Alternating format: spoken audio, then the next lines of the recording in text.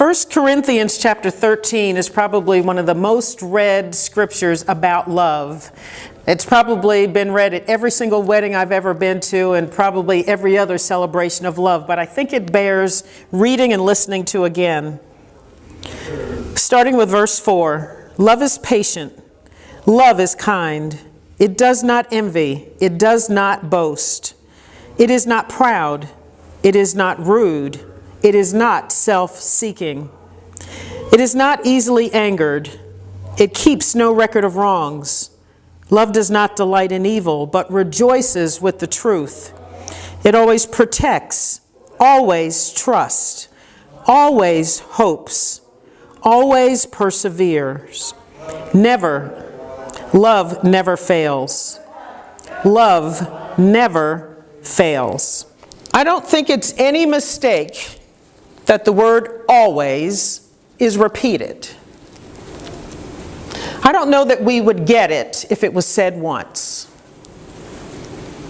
I think we have to hear it over and over and over again because our humanity somehow will filter that out somewhere. So it does bear repeating. And so my heart had to shift with my mother. And I remember thinking, all right, if I lay the baggage down, then what do I have? If the baggage about mother and daughterhood is not there,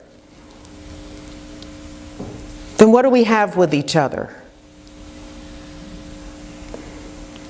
And my next thought was that she was just another beloved soul who needed care and protection, someone to advocate for her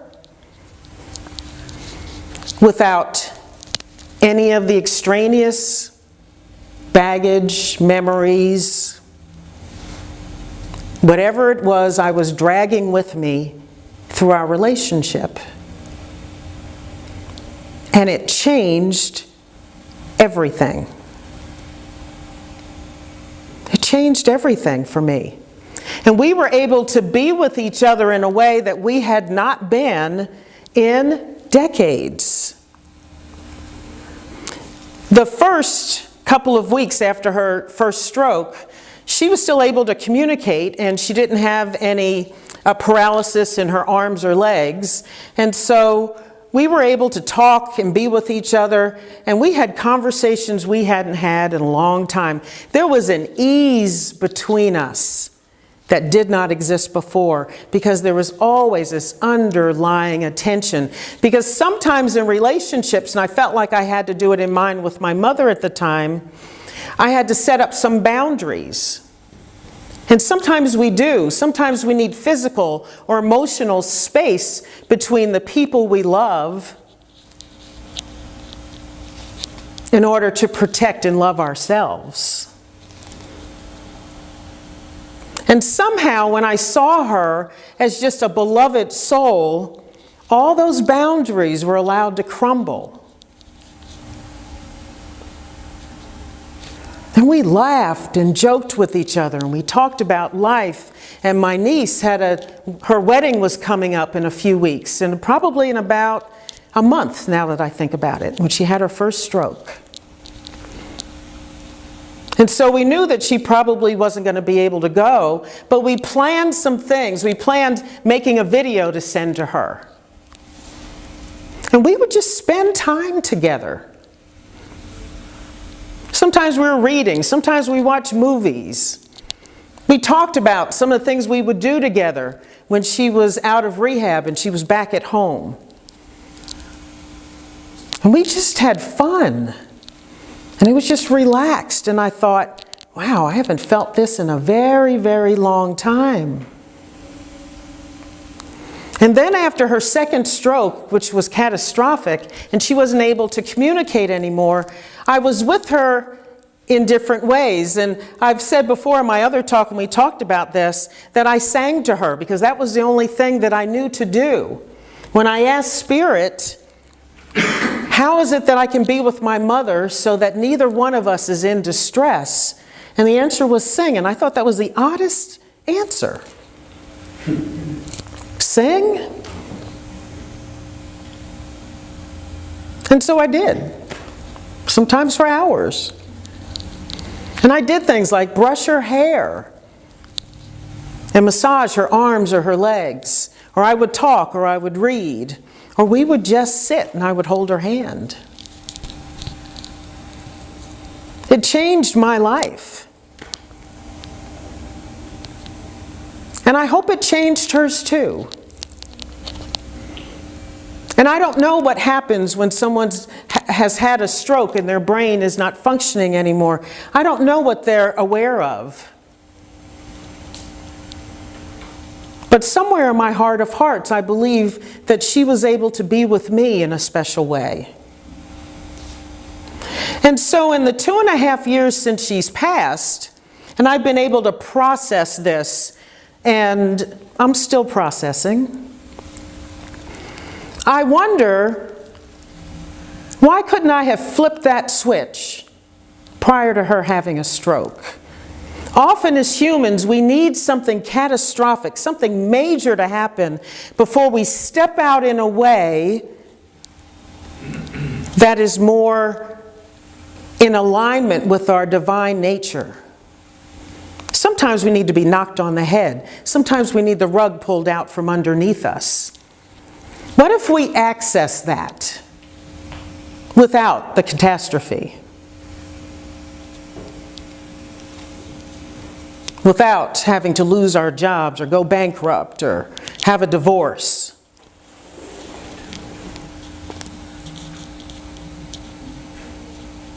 What if we just loved a greater love? One that persevered and trusted and protected, that was always kind and patient. What if we stepped out in the world in our relationships with whoever we met that day with that kind of love? How would our world change? Not just our small little world that we live in every day, our immediate families and our co-workers, but the world, the planet. Country to country, religion with religion, denomination with denomination, political party with political party.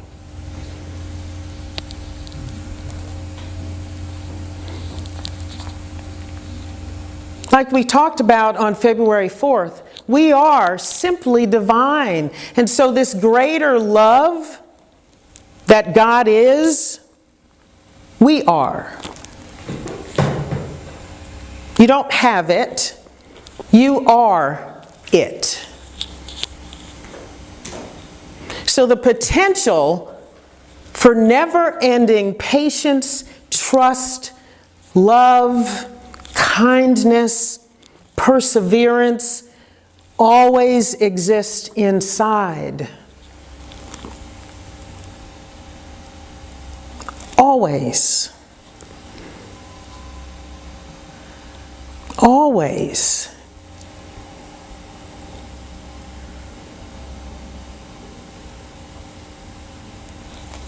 Always.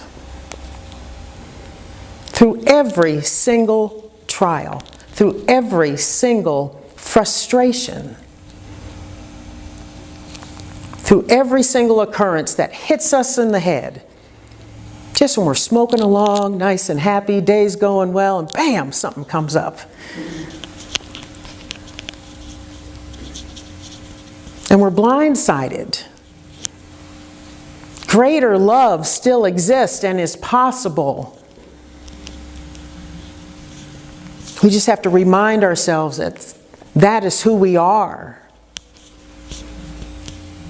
And that it's right here at our fingertips, on the tip of our tongue, in every cell of our bodies, ready to be expressed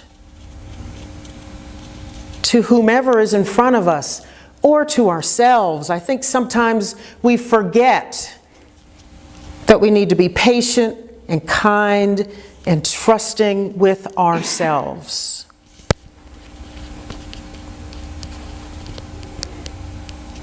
I've created the kind of life where I don't have anybody in my life anymore who's toxic. I don't have anybody in my life now who tells me I can't do it, or who rips the sails off of my dreams. I don't. All of my friends are encouraging and loving and supportive. If there's somebody telling me I can't do it, it's usually me.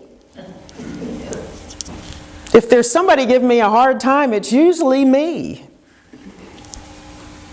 If there's somebody doubting what I can be and how much that I am, doubting my divinity, it's usually me. So that greater love needs to be turned back to ourselves.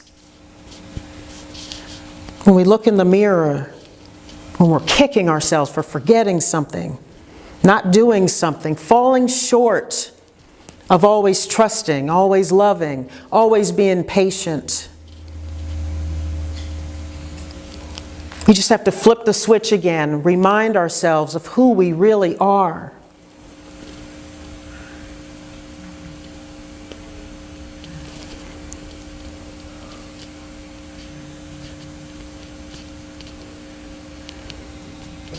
So my mother and I got to have 6 weeks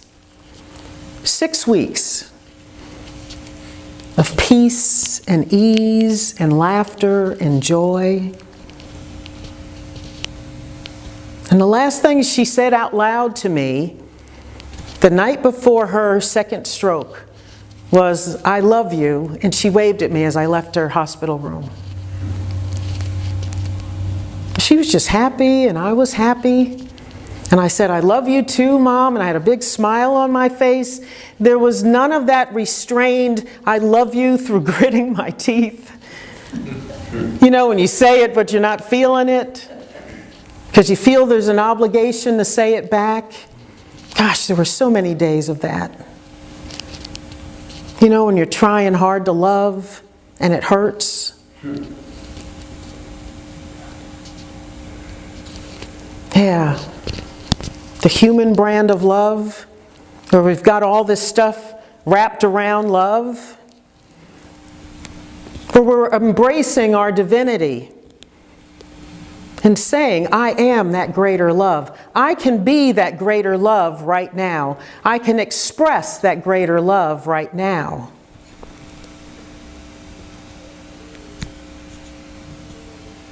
And that's all it takes. There's nothing for you to learn, nothing for you to study, nothing for you to change. It's all right here at our core for us to pick up and unfold.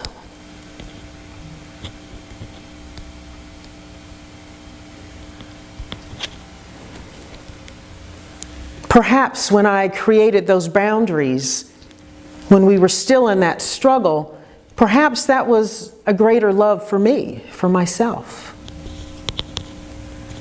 Perhaps I was protecting me. Perhaps I was trusting my gut. Because I've gone back and forth with that, really in a conflict about, was I not loving my mother then, or was I loving us both?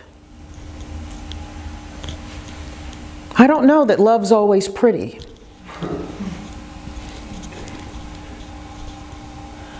It's indeed not always easy. But maybe, as we're expressing the greater love, that there is a challenge there.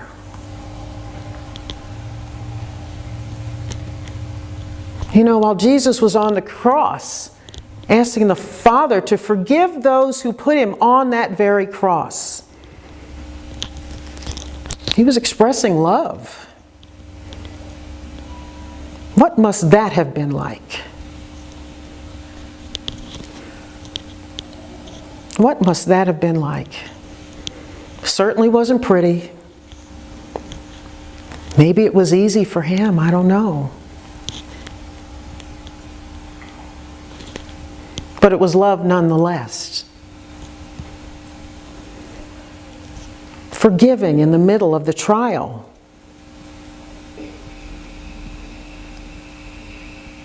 I have this favorite poem about love. In fact, I sang at a friend's wedding, and I read this at the end of the song. And I thought in the beginning that it was about love, relationship love. And then as I was preparing for this talk, the thought about this poem came back up. And I read it again, and I thought perhaps this is a message from the Creator to us. And when we're in our divinity and expressing it, perhaps it is a poem from us to the Creator. It's by E.E. Cummings. It says, I carry your heart with me. I carry it in my heart. I am never without it. Anywhere I go, you go, my dear. And whatever is done by only me is your doing, my darling. I fear no fate, for you are my fate, my sweet. I want no world, for beautiful you are my world, my true. And it's you are whatever a moon has always meant, and whatever a sun will always sing is you. Here is the deepest secret nobody knows. Here is the root of the root and the bud of the bud and the sky of a tree called life, which grows higher than the soul can hope or the mind can hide. And this is the wonder that's keeping the stars apart. I carry your heart. I carry it in my heart. How beautiful is that? How lofty is that? Right? Talk about a greater love. Higher than the soul can hope or the mind can hide. And this is the wonder that's keeping the stars apart.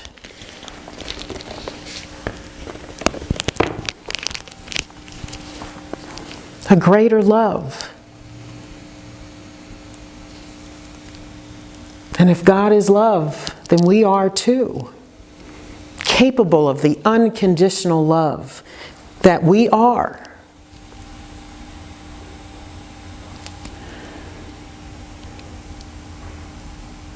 My prayer is that you will embrace that greater love within yourself and express it toward your own heart of all the people that you love. And all the people that it's hard to love. All the people that you don't know. That we are one with on this planet. Because I really do believe that that is the key to peace. For you, for me, and for the world. God bless you.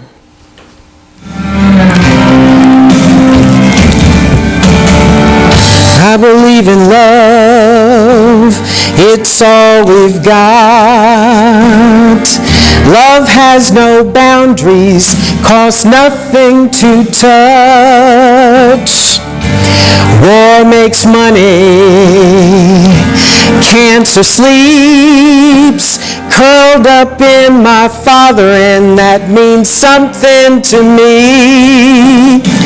Churches and dictators, politics and papers, everything crumbles sooner or later, but love, I believe in love.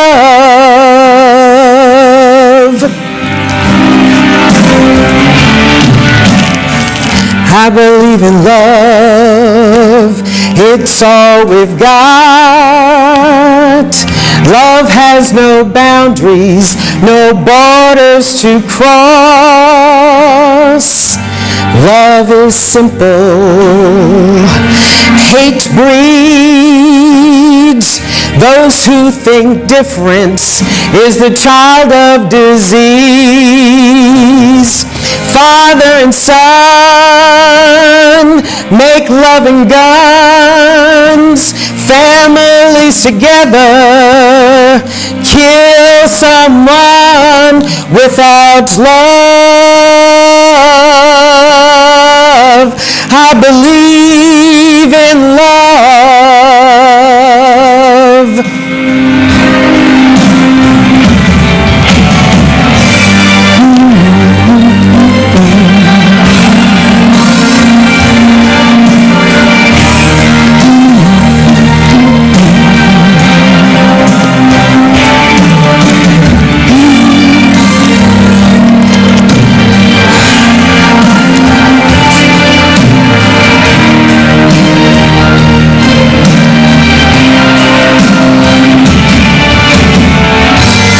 Without love, I wouldn't believe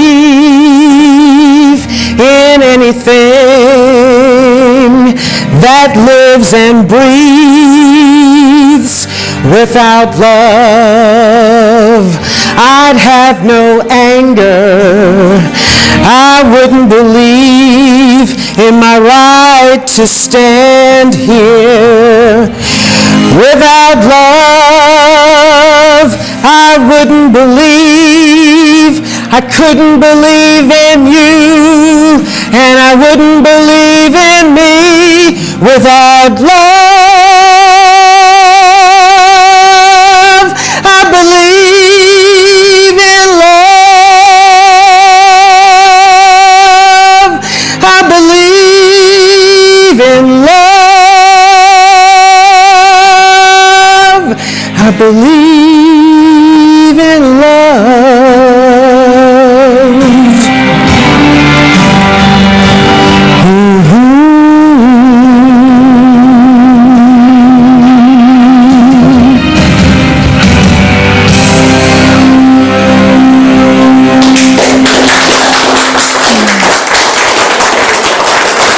Thank you.